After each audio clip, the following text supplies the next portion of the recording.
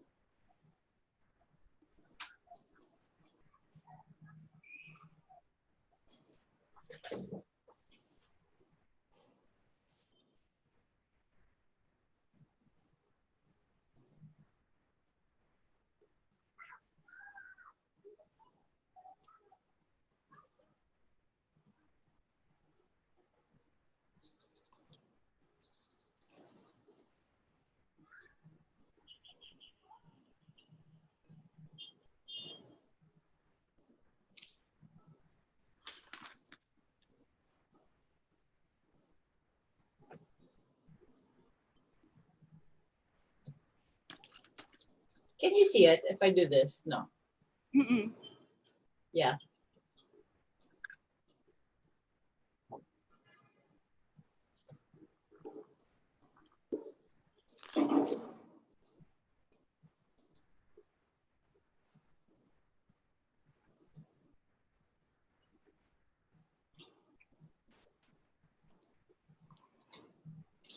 Good morning, everyone. Thank you for joining Uncensored, a behind-the-scenes look at the making of Meme the Baby Book. This is just one of the many virtual events of the 2020 Philippine Readers and Writers Festival brought to you by National Bookstore with special thanks to Raffles Makati. Before we start, we invite you to shop for books online on www.nationalbookstore.com and the official NBS store on Lazada. You can also shop from NBS branches via chat to shop on Facebook Messenger and to text to order through SMS or Viber. As a special offer, you can get 10% off on local books and up to 20% off on imported books when you shop online from today to October 4 only. So add to cart now. Hello everyone, I am Meg and let me introduce to you Tahanan Books. Established in 1992, Ilaw ng Tahanan Publishing Inc. is a Filipino corporation dedicated to making quality books for Filipino families as well as supplementary curriculum materials for schools and libraries. Named for the Filipino word for home, Tahanan aims to nurture a passion for learning with books that celebrate Philippine culture and history starting from our own tahanan. For this morning, our featured author is Miss Reni Roxas.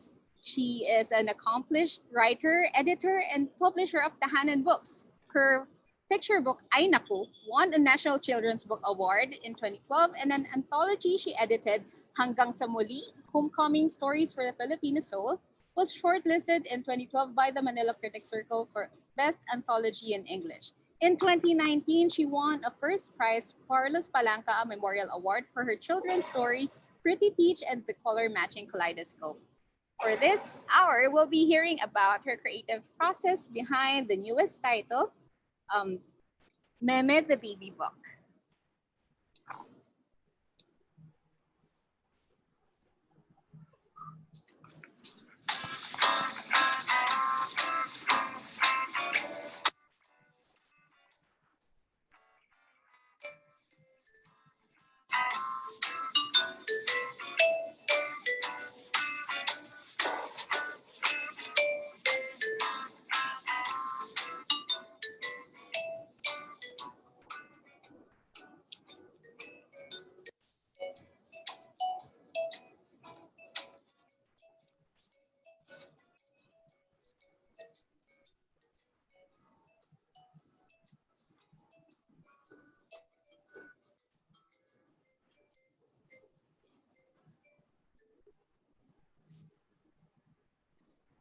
Now let's meet our moderator, Miss Alexine Pareño. Alexine is a mom, a contributing writer for smartparenting.com.ph, and an entrepreneur. When she started to consider a career shift, she and her daughter decided to promote one of their most favorite things, books. Now, on their fourth year, Alexine and Adriana continue to offer a curated selection of Filipino children's books for the young and the young at heart here and abroad. So, everyone, this is Uncensored, a behind the scenes look at making Meme the baby book. Reni, Alexine, the floor is yours. Thank you, Meg. Hi, Reni. First of all, I wanted to say thank you for the invitation, and it's such an honor to be here with you all the way from the US. And congratulations for this beautiful, beautiful book, launched in the time of pandemic, no less. Only you, Reni, can launch this. So Reni, this is such a beautiful book, and as we saw on the short clip, it's only very short words, simple words pieced together, but it's just so beautiful. Together, it's a book. And it's a beautiful, beautiful book that we've seen so many parents and children appreciate already. Is it easy to make a children's book? Because it's just very few words. Is it easy? Well, first of all, thank you, Alexine. I have been making children's books for 35 years. And so I'm very glad for this opportunity to share what I know, especially with aspiring children's book writers. So here's my answer to your question. It is not easy to write a children's book. Why? Because it's like you're trying to hit a target that that has never been defined. You can't talk down to children, and you can't talk over their heads either. So I think a good answer to that question is what William Goldman, who was the author of The Princess Bride and worked in Hollywood as a screenwriter for many years. After working in Hollywood, somebody asked him, well, how do you make a good movie? And his answer was, nobody knows anything. I can't tell you when I get a manuscript that this book is going to be a hit. All I know is that I just bring my 35 years of experience to come to bear on the manuscript I'm reading, and a lot of it is intuition. Now, if you're a beginning writer, I would say write for yourself, write to express yourself, write about what's important to you, write about what hurts, write about something you want to laugh about, share what you know. But there comes a point when a writer starts to write for the reader. So there's a distinction there. In your growth as a writer, you're going to start shifting gear and thinking about the reader. And in the case of Meme, I think it was a happy coincidence. It was a happy accident that I felt very much that this was a book meant for the reader being the Filipino family, and ultimately the baby in the family. What inspired you to write this? Who or what inspired you to write Meme, Reni? Because your children are grown. You have two sons who are ready to give you grandchildren at any point, any time now. So this was something I honestly did not expect from you. What inspired you to write Meme, the baby book? Yeah, it's sort of delayed, no? Very delayed by 20 plus years.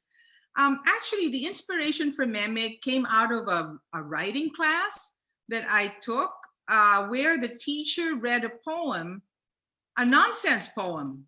It was a great big fiesta, jambalaya of words, of just, Reni, yes. Do you still attend writing classes? Absolutely. My education has never stopped. I continue really to take classes and learn from other people. Sure. That's amazing. And so what I did was, my head was full of words and the juxtaposition of words.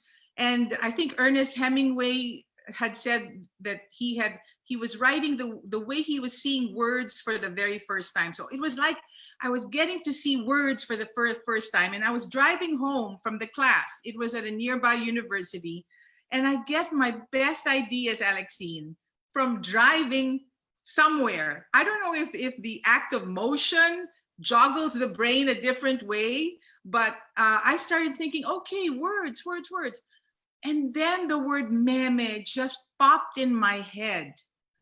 And I said, oh my goodness, there's meme. And then as I kept driving and driving, I said, there's also dede, right? So it wasn't a topic that just like lit up like a light bulb in my head. It started with the word, you know, from the Bible, in the beginning was the word. So meme was the word for me. It led to dede, which is a rhyming word. And then further along into book production, it led me to bebe, which is another word for baby in some cultures. Mm-hmm. So I had 3 words. And from those 3 words, I was able to build a story. And the story just told itself in the form of, you know, a day in the life of a baby. So, and then I wanted to also say that the word meme, my dad is 92 years old. And my stepmother, they've been married for over 40 years. I heard her say the other day, meme na tayo, to my dad. And it's like a word that spans the generations, and it almost doesn't matter how old you are. You can say meme, which for Filipinos is the gateway to sleep, isn't it? So when I came up with the word, you know, thinking about, okay, we'll do a book on meme, everybody said, meme. They would just see it on paper and say, you don't mean meme, do you? And so these youngsters and millennials, I have something to tell you. You did not invent the word meme or meme. That's true. So yes. We had to drop an accent mark on the first syllable just to make it clear. So there's a picture here of your family, the men in your life. Does this book encompass the men in your life, more or less? Yes, you know, in a way you do some research on books, but I have to shamelessly say there was hardly any research done for this book because I lived it. And Cora Dandan Albano, who illustrated, she also lived it. She has 2 children of her own. So no research required. And there is a photo there of my young father when I was a baby. And I have to say that one of the pillars in the manuscript for this book was onomatopoeia. You know, when you use words that sound like what they mean. And with my dad, whenever we chilled, my brother, my sister, and I, whenever we were constipated when we were young, we would sit on the toilet and my mother would dispatch my dad to us to sit with us in the bathroom. And my dad would sit next to me and say, gutturally, right? From deep in his belly, he would say, ooh, ooh, ooh, ooh. And my goodness, it worked. It really worked. Reni, my father did that for me too. So you see, it's almost yes, it's wide, baby, right? Yes, I remember. I still remember that actually vividly. That's wonderful. That this baby book, you can honor your father with this baby book. Isn't Absolutely. That amazing? Yes. You know, when I finished the manuscript over at Tahanan Books, what we want to do is we want to get the manuscripts vetted by experts. So we send it out to some early advocacy and early reading consultants. And some of the feedback that came back was, oh, you're going to talk about wee and utot and oo. Oh, you know, let's stay away from those words. And I thought to myself, all the more I'm going to use those words because they're so much a part of babyhood, right? Exactly. And we've seen toddlers ages 2 and below love this book because they can really relate themselves. Each picture they see themselves. So that's fantastic. Yeah, and here's one more thing about a word to the writers out there. Uh, a lot of your storytelling hinges on point of view, right? If you're writing a memoir, you're using first person. I did this, I saw this, etc.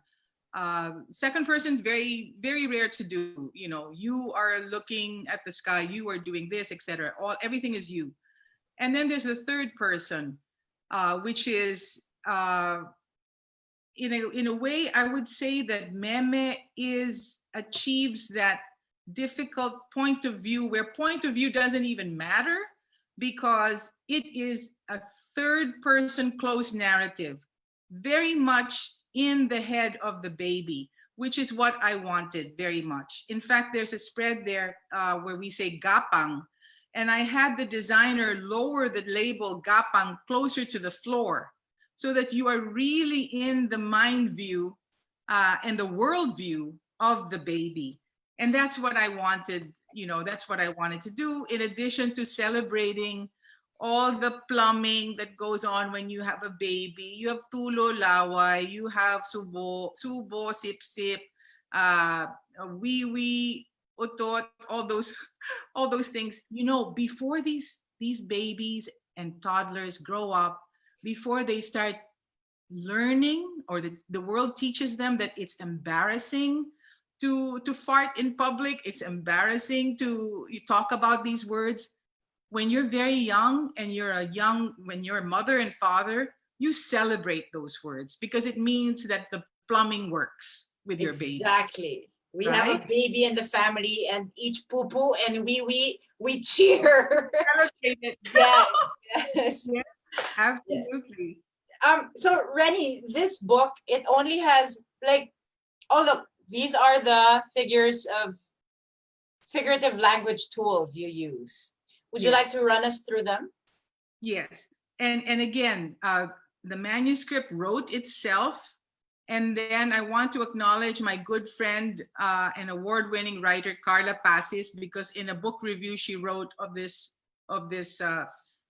work, she pinpointed the different figurative expressions that were utilized in the writing of the story. So the first thing is the rhyme. As everybody knows, rhyming is the sound of word endings that are the same. So we have meme, bebe, dede.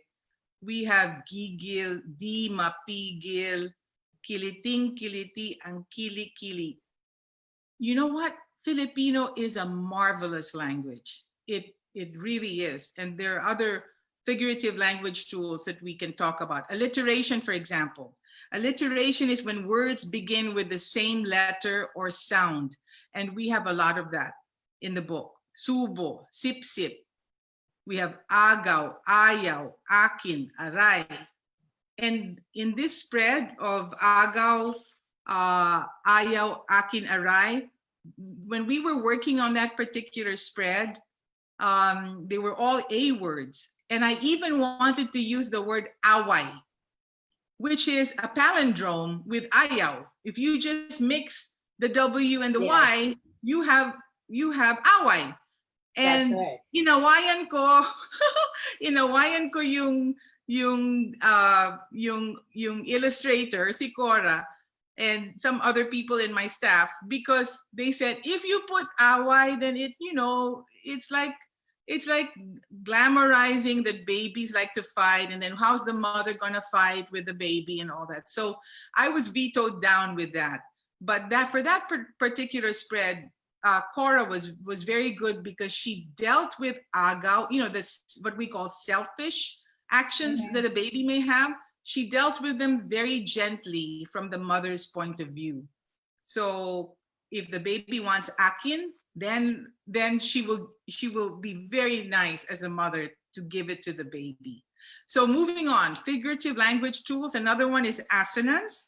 Assonance is the repetition of a sound or vowel near enough to each other for the echo to be discernible. I had mentioned agaw, ayaw earlier, and then we have iyak, yakap. So those are examples of assonance. And I think the last one is onomatopoeia.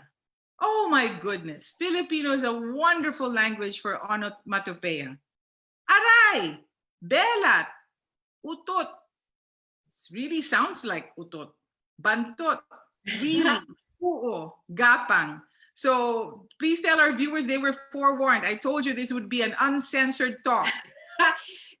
so Reni, these are, when you think about it, this is practically the whole book. These are probably all the entire book. These words we just read out. How long did it take you to make this entire manuscript with just these? Like, to me, those are easy. I just put them together. I think it took me, there was a lot of percolating going on because that's how I end up with a story. I think about it a long time. So maybe I thought about it for 2 to 3 months. And then it took me about a month to write it. You do a draft and you come back, you do a draft. And then after that, it was serendipity. It really was, because the word meme unlocked the whole premise for the book for me. And then you chose your writer, or did you your illustrator, or did you know you wanted to the illustrator was Cora Dandan Albano? Did you know you wanted Cora? We're huge fans of her work, by the way. Oh gosh, me too. Yes. Count me among your long list of fans. Yes. I had known about Cora for a long time. I knew that she was a very experienced children's book illustrator. And what I loved about her style was she was very fluid, which I find rare to have like a fluidity of lines in her work. And she also illustrated a book by a friend of mine, Gidget Jimenez, all about the Philippines, which was published by Tuttle Books. And when I saw that, it sort of reinforced in my mind again, oh, I really want to work with Cora. So one weekend, I went up to Baguio and I invited her to merienda, and we ate in Cafe by the Ruins, which has moved. It's not really by the Ruins. I think it's by Mario's restaurant now. But anyway, we saw on the walls, she had a gallery exhibit of her Kakanin series. I remember that. I wanted to go up. Yes, just wonderful. So she and I, we spoke over coffee and tea, and I at that point I wanted very much to work with her, and we gave her the Ed Doy, an Ifugao folk song picture book, for which she did a lot of research. But as I said, with Meme was a cinch because I don't think she'd had to do much research for that.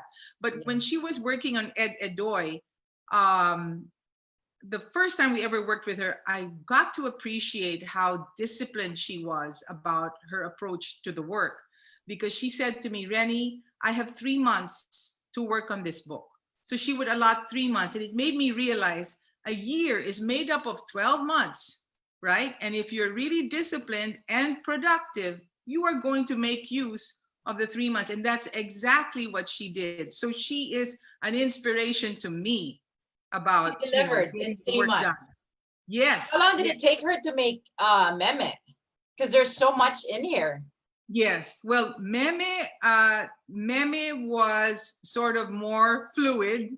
And I think there was a point there where I was rushing Cora to try to make the book fair, but she said, I really need more time. And I'm so glad she did that, because we didn't rush the book.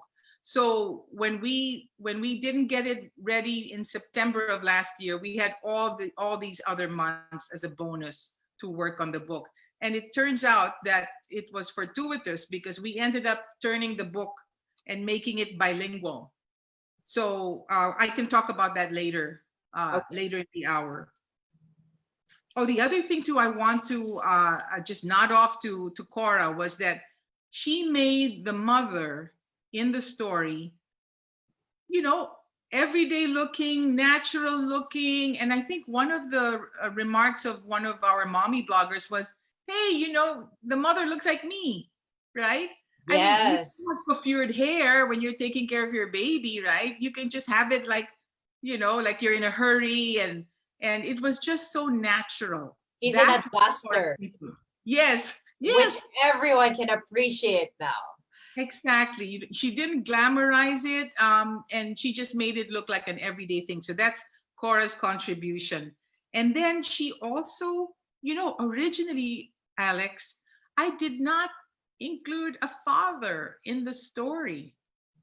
I have to admit, I'll Oh, be the first. I'm sorry, I didn't even have a dad. It was Cora who introduced a father in the book. So that's one more thing. And another thing is, for the gender, I didn't want to tightly art direct her, and I told her, hey, it can be a boy or a girl. That's up to you. And then when we went to the wee wee section, like illustrating the wee wee scene, she said, I think it has to be a boy, right? And that's and then we had the challenge of showing do we show the genitalia or do we not? But she artfully posed the boy so that mhm. you see what he's doing. He's making wee wee, but you don't actually see the genitalia. Reni, I have a question. So it seems you and Cora worked very, very closely, and this was only your second project together.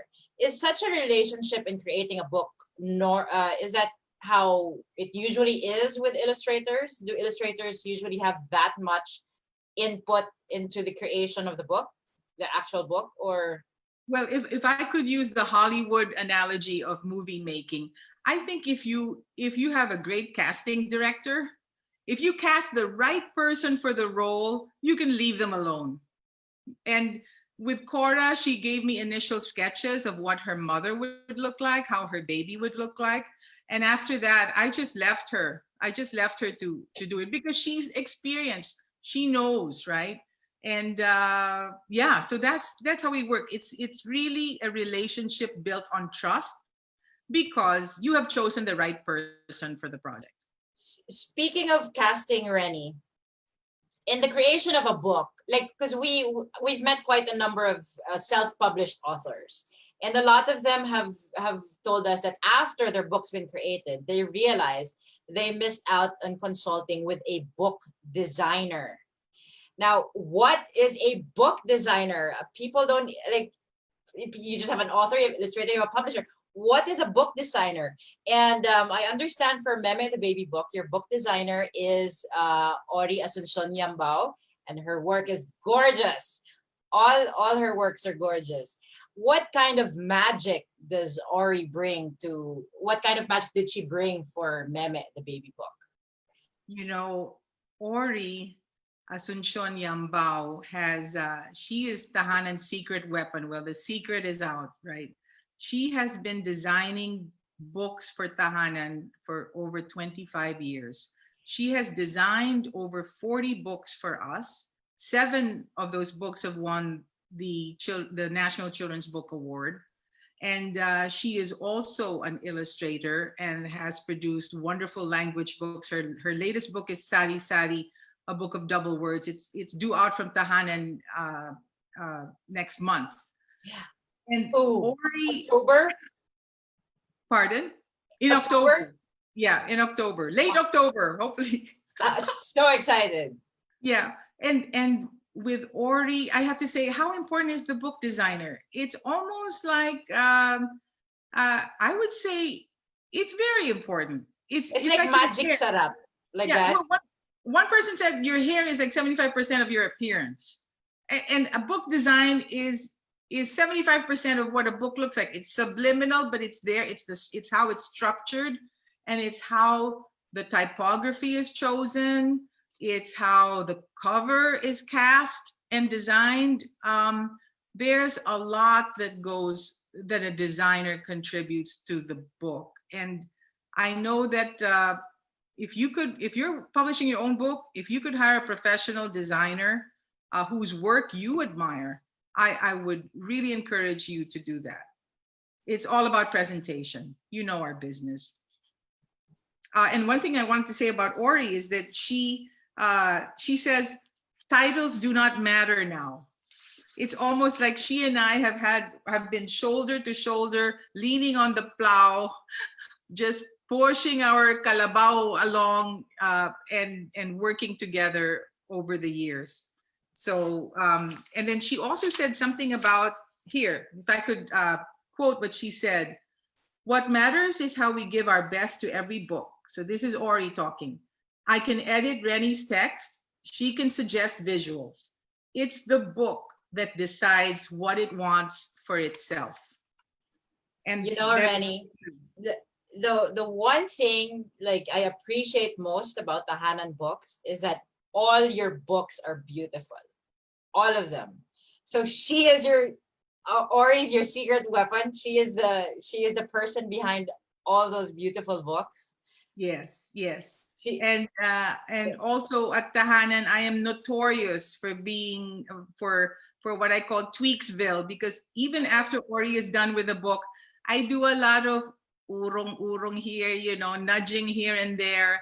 I've And heard you stopped the presses, literally. my managing editor, she deserves a lifetime achievement award for doing all these things. So, you know, it takes you a split second to look at a spread, but there was a lot of work that goes into that. And I wanted to share my theory about all the little details that come in at the end of a book. I have a 97% theory of completion. Do you want to hear it? Okay. Okay. When you're 97% done with any book project, that 3% remaining is going to take up 97% of your time for the time it will take to finish the project. So in other words, there are hundreds and hundreds of details to think about. And in fact, maybe if Meg could punch up the fonts just to show you, right? It was laborious finding the right font. You would think, oh, madali lang, but no, it wasn't. It was like, we went through dozens of fonts. And I told Ori, I said, you know, Ori, when I see it, I'll know it. I'll know it when I see it. So this is what you're seeing is the short list. After throwing out practically 90, 100 typefaces out the window. And we went with Plantin Infant. And I thought, how appropriate, because infant is part of the name of this font, right? And I liked it because it was mataba. It took up a lot of space horizontally. It was sweet. It was evocative. The other two also had their good points, but they were a bit payat and maybe See, a little ready to business. the untrained eye, they all look the same to the untrained eye. But then when you, I'm like straining my eyes to see the difference. But on the actual book, it does look perfect. So all this work, all this like, and to think this is already the short list. And not just that, this final font, Lex, yes, is I think the G was wrong and the M was wrong, and she had to do a mix of 3 fonts. Really? Yeah. So there's the final font is Cooper. Was And that the final font? We use the Plantin Infant for the G and A. Oh, thank you, Meg. Thank you. Oh, so we ended up with Cooper after all. But for the dialogue bubble, first try was the right try. The first choice of Ori, pasok. Okay, now I thought we were looking at the bubble. Now I really don't know. Now I really, oh, look at this. So this is wonderful. The iyak yakap, that's yes, wonderfully executed. And that came out of my own experience with my eldest. When Max was a baby, he would cry his little heart out, and then I would pick him up.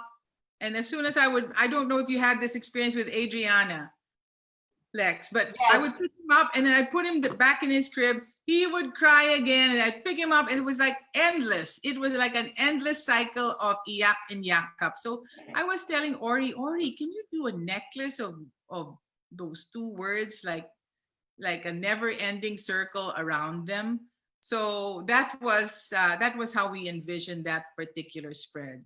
And I think every mother can relate to that, especially bedtime. That's why a lot of mothers now, they just carry their children the whole time they sleep. Yeah, you can't win. You're not going to win that battle. That's true. So, Reni, so here we see parallel bilingual text.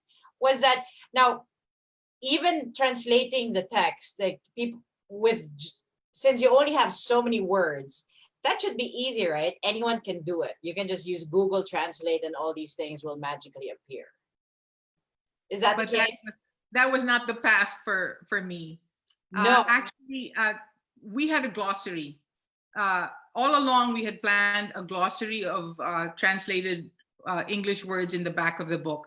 But I had a U.S. distributor here where we also sell our books to PhilAmps here in the U.S.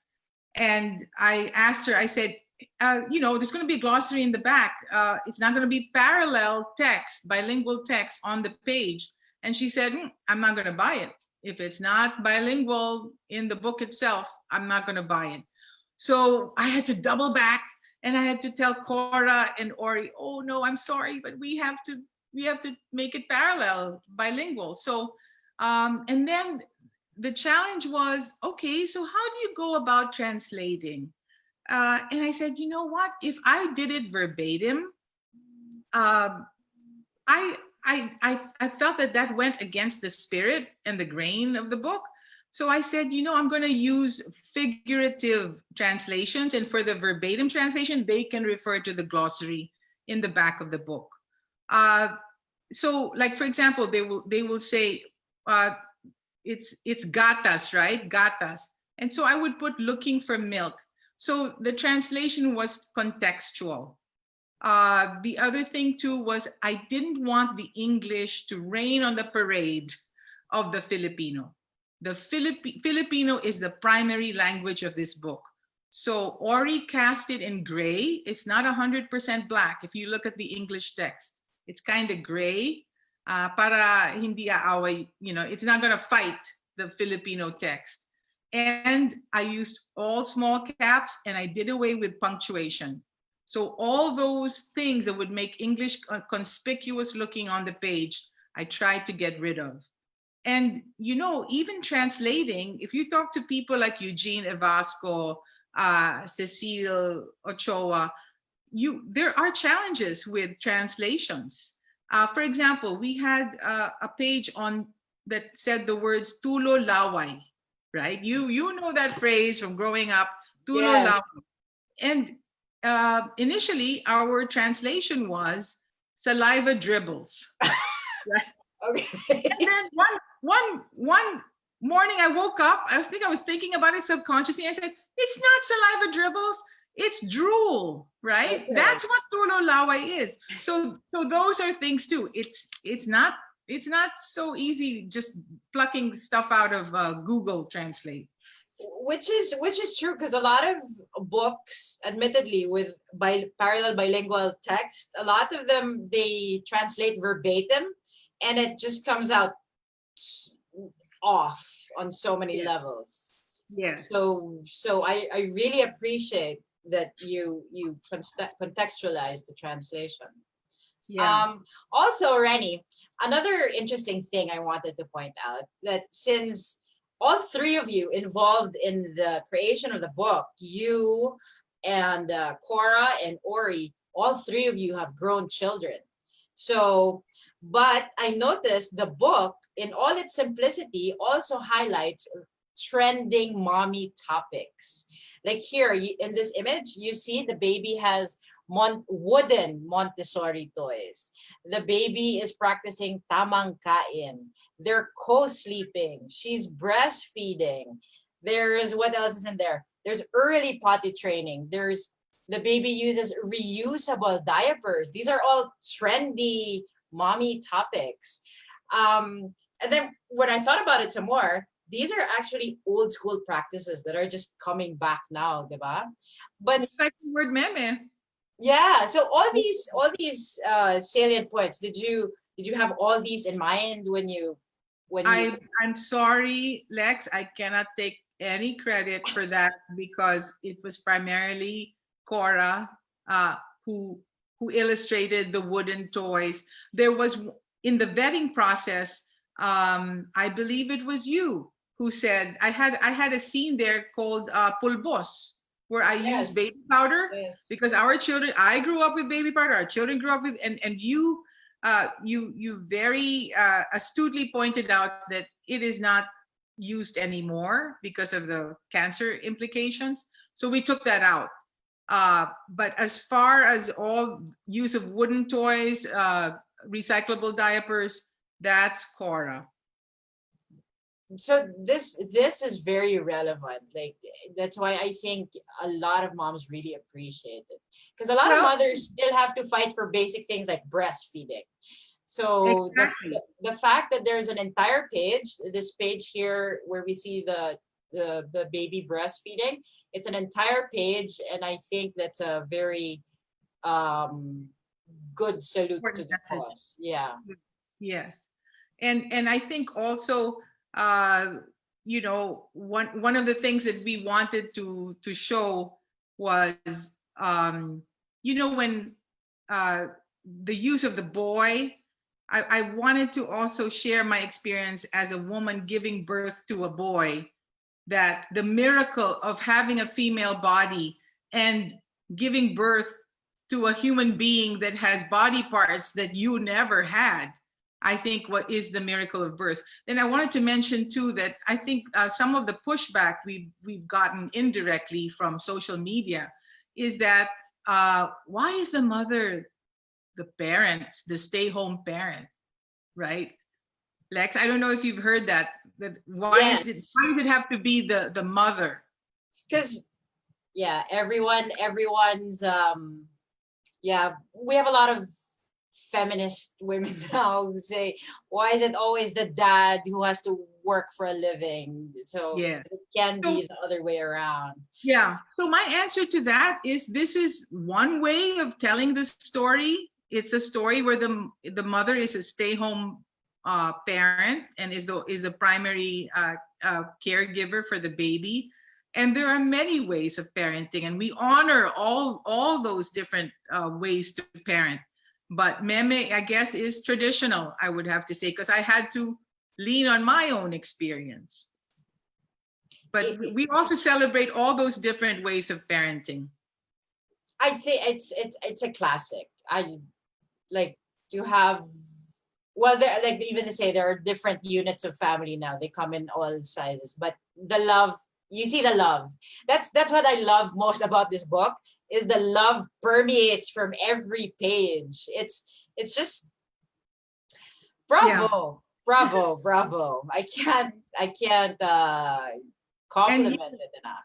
One of the things I want to tell our readers is that this is a book I think that you could start as a parent. You could start reading to your children, and then you could be reading with your children. And of course, the goal is that the child will read on his or her own and see that they are the bida of the book.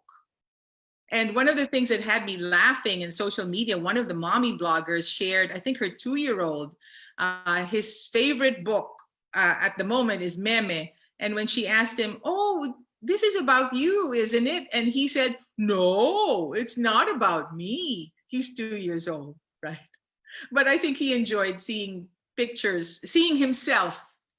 You know, Reni, my daughter, she's 9. She's almost 10. She's gonna turn 10 in a few days. And when she saw this book, she immediately asked to sit on my lap, and she asked that we read it together.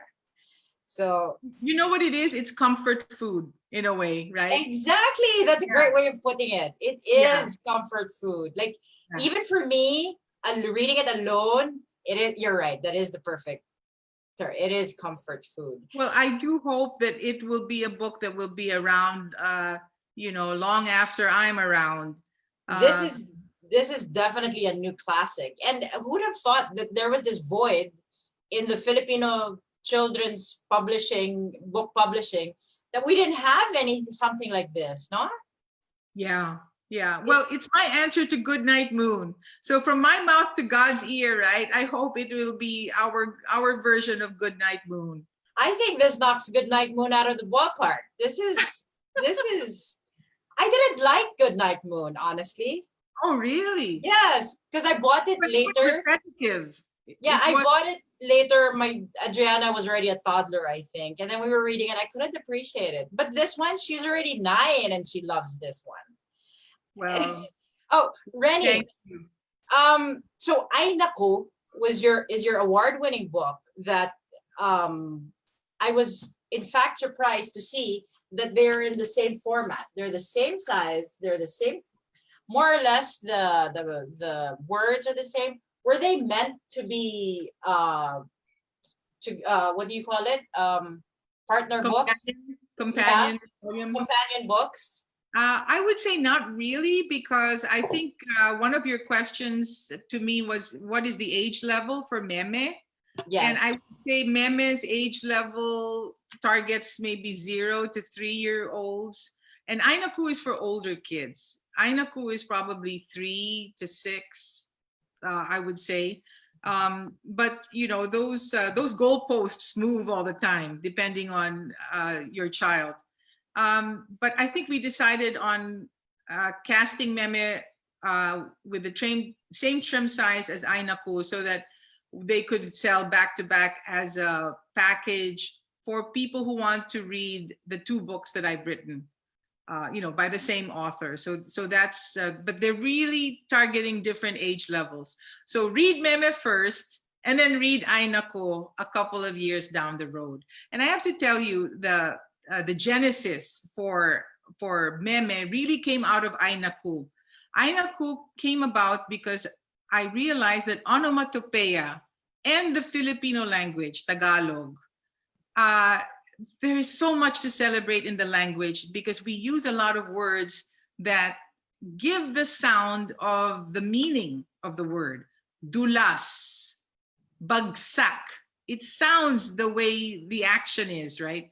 So, and then fortuitously, in the back of the book, in the back of Ainaku, we had a glossary, and Ori was my designer for that book, and she chose to illustrate the words denoting the action. Like her dulas would probably have an S that is sliding on the sound. Okay, looking at it.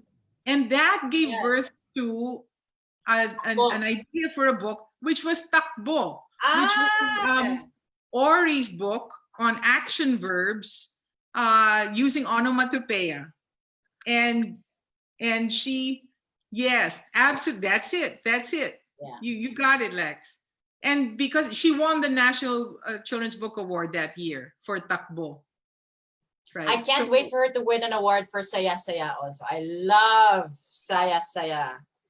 We are having so much fun trying to teach Filipino to young families, because I think, like, even for Filipinos living abroad, many of them were not taught Filipino. Many of these young parents today were not taught Filipino by their parents because they were so bent on assimilating into the foreign culture. So these are the very people who want to buy our books because they want to teach Filipino to their children. That's true. We do have inquiries from all over the world, and once they receive your books, they always mention that these are the books, these are the ones that stand out. Let's say we send them a whole pile of books. Your books are always the one that stand out. And then they're always very grateful because they say it's exactly what they needed for their children. It's very helpful. Well, thank you, Lex. I'm going to treat you to a virtual merienda.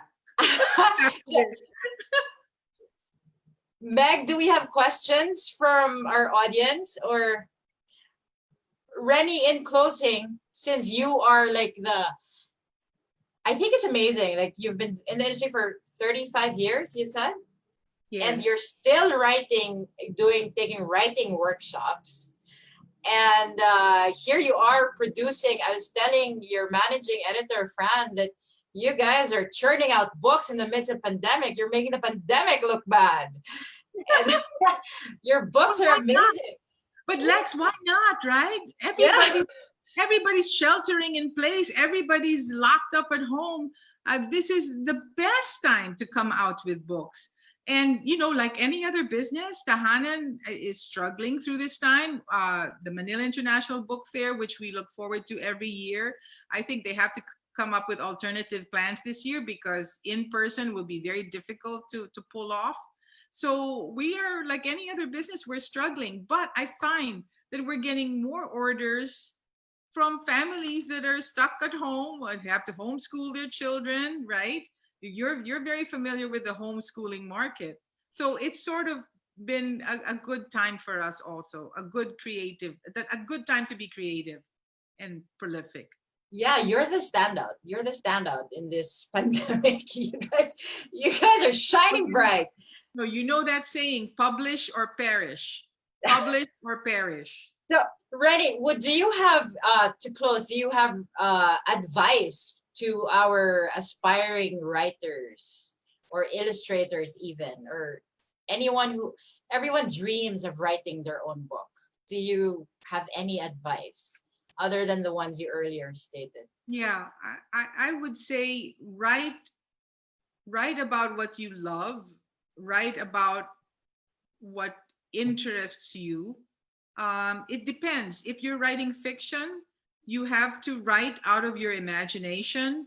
If you're writing nonfiction, then I would say if you want to be published by one of the publishing houses at Adarna, OMF, Tahanan, study their publicists, study the kinds of books that we put out. And I think you will stand a better chance if you informed yourself about the types of books we like to publish. That will help you. Although, you know, it's also tough. I'm not going to make it, you know, appear like it's candies and roses. It's tough to get published by a publishing house because we have limited resources. So we can't publish every manuscript that comes along. We have to be very careful about our selection process. But to the writers out there, keep writing and keep writing about what's important to you. And one of these days, you're going to find an audience. So, that actually was an answer to the question from, we did get a question from Raven Villanueva on Facebook. He did ask, do you have any writing advice for people who want to be a children's book author? So I think that was very, very sound advice. Even some people also say, oh, do you want me to illustrate it, or my manuscript will be accompanied by my friends' illustrations, etc. We don't want an illustration component to come with your manuscript. Your manuscript has to stand on its own. And usually the publisher will want to select its own illustrator for your work. So you don't have to worry about illustrations. Are you flooded with manuscripts? You know, right now it's really my managing editor, Francis Ong, that sifts through all what we call the slush pile, which I think is a terrible word, but it stands for unsolicited manuscripts. I don't believe we get as many unsolicited manuscripts as other publishing houses. Really? But I don't think so. And if it passes muster with Fran, then she'll bump it up to me. And then I'm a big believer in surveys. It's a democratic process at Tahanan. I always consult with my staff about pretty much the decisions. Although in the end, it's ultimately, I'm driven by intuition over what the ultimate decision is going to be. And your intuition has proven to be right. Like your books that were published decades ago are now in demand, right? Well, I am now working with Gabby Lee and Adrian Panadero on. I can't wait for that. When is it coming? Book. Yes, it's called Sally's Crocodile, and it's about the life and art of Araceli Limcaco dance. You know, the well-known. Yes, that's happening soon, right? Yes. Very soon, because we're waiting. My correspondence with Adrian sort of was a wonderful way for me to share with him what I know about children's book making. And and maybe, you know, in a couple of years, Tahanan will be celebrating its 30th anniversary. And maybe we can share some of that give and take between Adrian and myself to help other people with bookmaking. Thank you. Reni, we have another question, which I think you love. This is from Cheska Venice Rojas, sent through Facebook. She says, Miss Reni, to continue to create, what inspires you to continue to create books that impact the young Filipino generation? I personally love Tahanan books and use the history books for my homeschooling curriculum. And the same question was asked by Ed Scalmian, also from Facebook. What inspires you? You know, Lex, thank you for that question. I grew up in a family of business entrepreneurs. They were very much into numbers. And I felt a little like a duck out of water. I felt a little out of place because I loved words. And then when we created Tahanan Books 27 years ago, I felt very blessed because I was able to use my love of words and parlay it into a business, a viable business that has lasted all this time. And I consider myself very lucky because I'm in a creative business. Every book is different from one project to the next. Every book has a different set of cast of characters, and you never stop learning.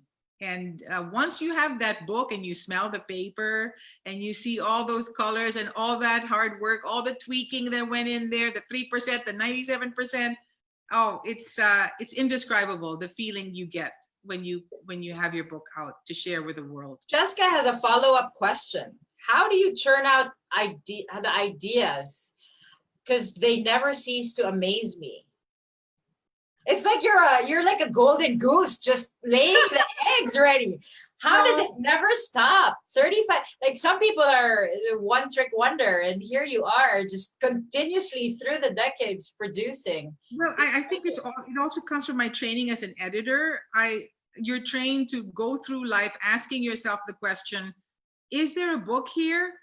You could look at a nest in a tree and see 3 birds, and you can ask yourself, is there a book here? Can I spin a story out of this? It's endless. The possibilities are endless. And if there's anything I can do, Tahanan cannot publish all your books, to all our viewers out there. But please, I would really encourage you to keep writing. Write every day if you can. Always stay in touch with your art, because that art is essentially a creative task, a creative endeavor, and you should always be connected to art in your life. Thank you. Thank you so much, Reni, for sharing your craft with us today. And Thank with you. that, with that, we have to wrap up. Now we know how much work goes into making books for kids. We hope everyone learned a lot from this session. And on behalf of National Bookstore and Tahanan Books, we want to thank all of you for joining us this morning. Please shop for our books on www.nationalbookstore.com and on the official NBS store in Lazada. Just feel free to search Meme the Baby Book so we can get your copy. Again, you can get them at 10% off on local books and up to 20% off for imported books when you shop online from today to October 4 only. So add to cart now. There are more virtual events until the weekend for the 2020 Philippine Readers and Writers Festival. So check out the complete lineup by visiting www.readersandwritersfestival.com or by following NBS at NBS Alert on Facebook and at National Bookstore on Instagram. Thank you again, Reni and Alexine, and we hope everyone enjoyed the session. We'll see everyone in the next session for the Philippine Readers and Writers Festival. Thank you, National Bookstore. Thank you. Are we good? I think we're good. Nag-greasy na ako. Lex, you were great. Thank you so much. Thank you. I think we made good time. Did we make good time, Meg? I think we covered everything. I covered all my...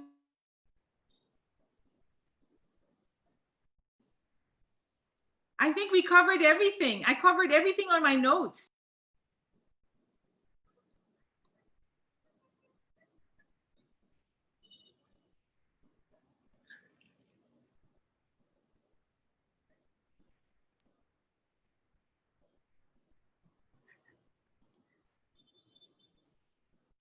Hello?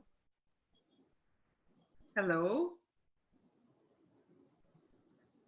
Should we stay here? No.